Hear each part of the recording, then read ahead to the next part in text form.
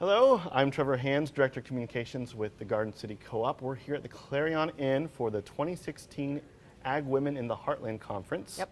And I'm sitting here with Jolene Brown, who is a author, a blogger, Iowa farmer, a professional speaker. Have I missed anything? A wife, a mom, and a Christian is pretty good too. You can throw that in. You've got a lot of hats you wear. Well, don't we all? You know, and the thing is that I am whatever I need to be to get the job done, and so I'm here to do a job. Well, there you go. Well, we appreciate you taking every time to come here and share with us. We're talking kind of about, women in agriculture is one thing. I'm on the tail end of the Gen X generation, and so I've kind of been able to see as I've grown up that the gender line between what's a male role and what's a women role, it's slowly blurred over time. Have you seen a lot of women return to the family farm operation, or with as the agriculture industry has expanded with all the different jobs, are you seeing more women take an active role? Well, there's no doubt that the females are playing a much more active role, and many of times they are the farmer. Not that they have come back by invitation or they're farming with someone else. They're actually starting the farm, or the CSA, or the UPIC, or the agritourism. They're the ones who are taking care of the animals and following it through the market.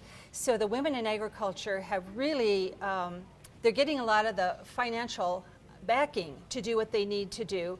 And that they have, by the way, we're going to live longer than you guys anyway, so it's a good thing if we know something along the way, right? Yep.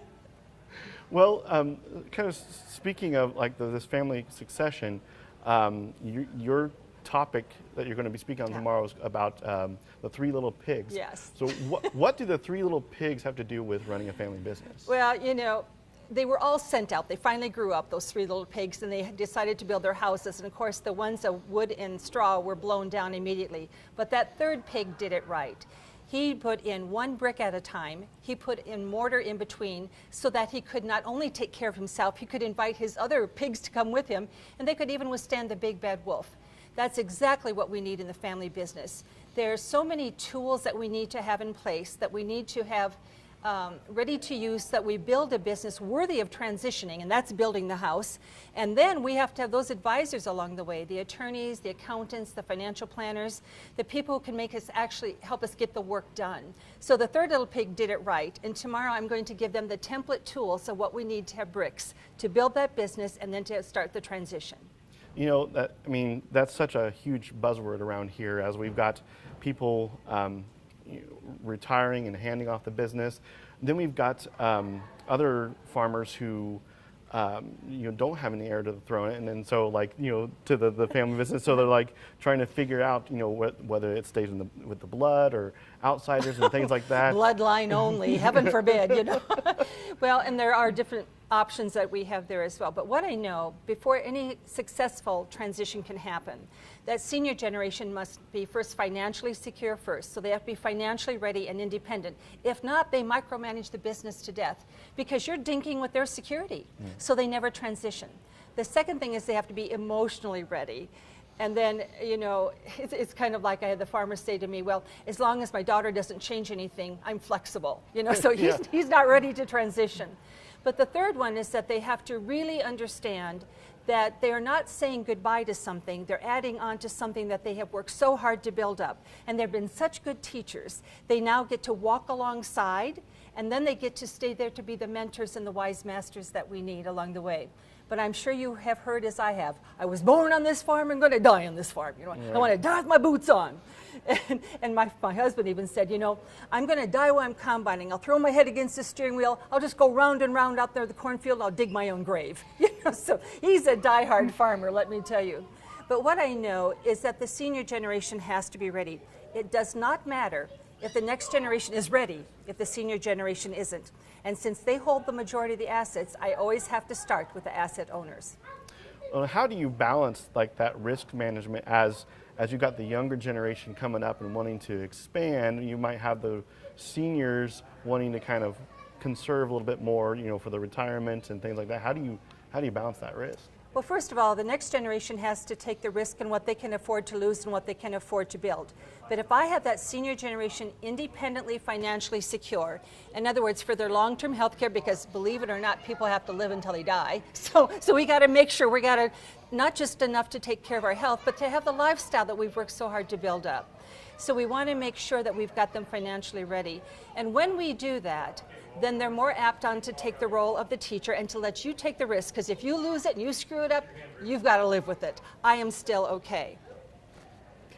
Well, I know one of the things is unless it's one of those like shear bolts on a ripper, if it's not staring them in the face, this problem isn't. I mean, it's one of those things that I'll get to it. You know, how do we? I mean, I guess how do we get that message through to that this is important? That you, like you said, you've got to put those bricks in place. Yes. Now. Well, people in agriculture are very intelligent. But believe it or not, we're also very emotional. Now, you never know it, but this is our land and this is our farm, and it means so much to us. Who we are is what we do, and we've lived where we worked, and so it becomes a part of our lifestyle and our living and our everyday activities. So that transition doesn't mean we're going to put you out to pasture. What we have to make sure is that they are still involved of the things they can still safely do. And by the way, a senior generation person doesn't always get to choose what they can safely do. It's like my father-in-law who decided he shouldn't have to stop at a stop sign when he's hauling in corn. Well, we're done with that, you know. So we have to wake up to what's real out there as well. But the bottom line here is that senior generation has some grit. They've been through the land value crashes of the 80s. They've ridden the roller coasters of the high prices, the low prices, the droughts, the floods, the government and politics, and Hollywood's YouTube. And they have still withstood the test of time. My biggest problem now when I work in family business is I don't have a lot of people in their late 40s, early 50s. I have a lot of 60, 70 years old. I have a lot of 20, 30 years old. But we don't have people who've been tested yet, and we've got 20 and 30-year-olds who want to take over, but they don't have grit. Now, grit is only developed over the long haul, and it's only done through difficult times. You don't develop grit during the happy times. And when grain prices were high, that was the absolute worst time to bring the next generation into the business, because they think it's always going to be that way. Mm-hmm. But what's worse, Trevor, is the person they're married to thinks it's always going to be that way. So I want this young generation, before any assets even transition, that they meet certain requirements. And some of them are that they've had to work for somebody else for at least 2 to 3 years. Sometimes family members aren't the best teachers, you know? And yeah, and you got to show up on time when you work someplace else, right? I had a family I was working with, and Dad said, well, we bit the bullet. We brought our son into the business. I said, great. How's it working for you? Well, he just doesn't have the work ethic that we need. And Mom elbowed him and said, you tell her like it is. He's just plain lazy. So I said to Dad, well, why are you paying him? Well, yeah, he gets a big salary. Well, how long has he been working for you? Almost a year. I said, really? So why did you hire him anyway? And he said, well, he couldn't keep a job anyplace else. Well, duh. So when you work for somebody else, there's about 30 lessons you learn. And then the other thing you have to do before you ever transition assets is I want them to have some personal skin in the game. They've worked elsewhere. What did they do with that money? Did they go buy a snowmobile or a new pickup, or did they buy something for their personal, or did they save it so they could buy shares of stock in the family farm corporation, or a number of head of cattle, or a piece of equipment? I want them to have a commitment of a personal sacrifice, so I know that this is really their intent. Well, just as there's 6 prerequisites before you can join a business, I have prerequisites before you transition the assets.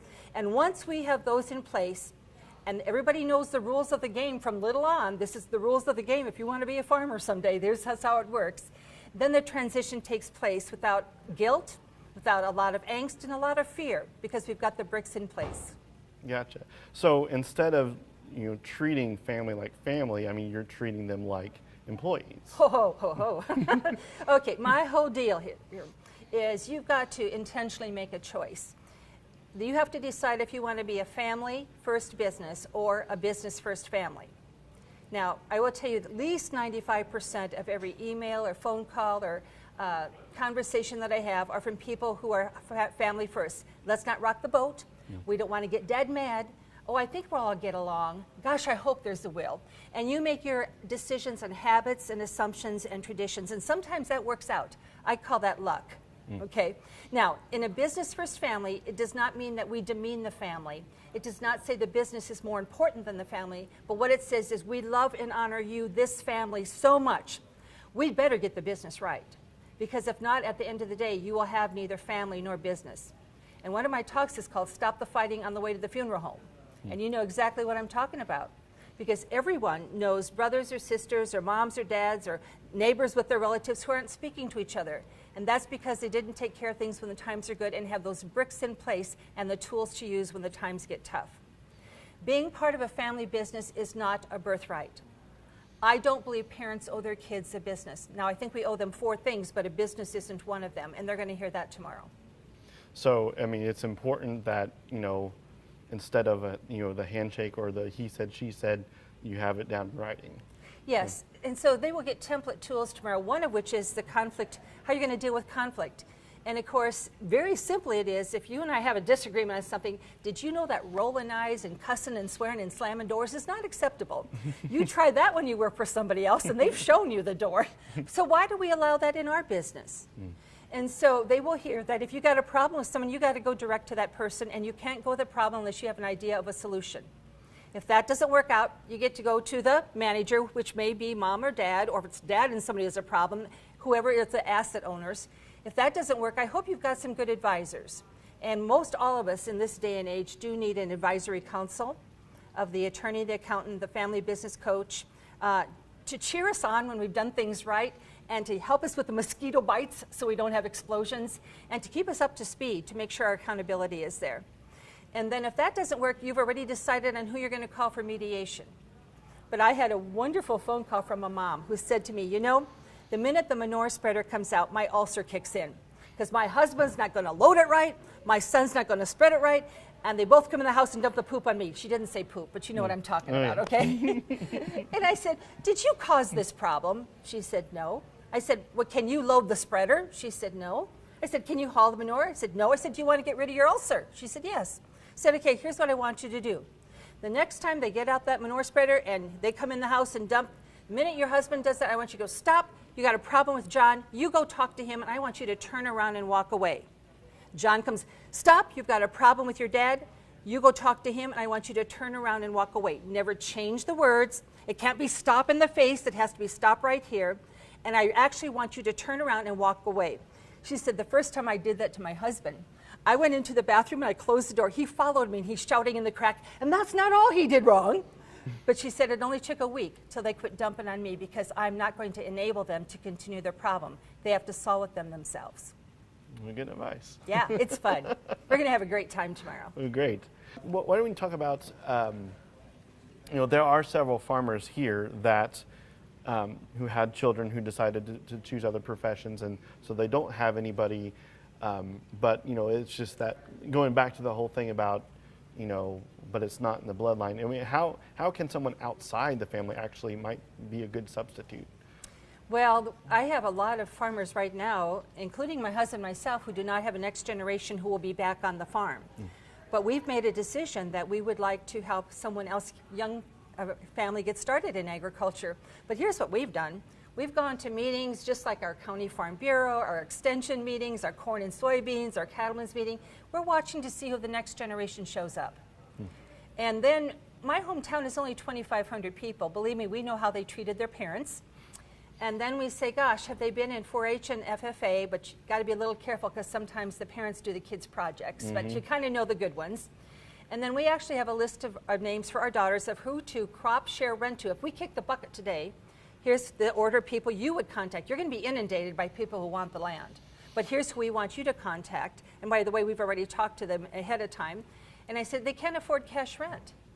And then we've said to them, and you can't sell anything for 2 years. It's going to take you that long to figure out your father's filing system. And then we've said to our daughters, the legacy of the land is more important to us than your cash on demand inheritance. You will receive your inheritance, but under terms of which we can help a young couple get started in agriculture. People have to make that choice. And I said, and I'll be sharing tomorrow, that sometimes the next best leader of a family business is not a family member.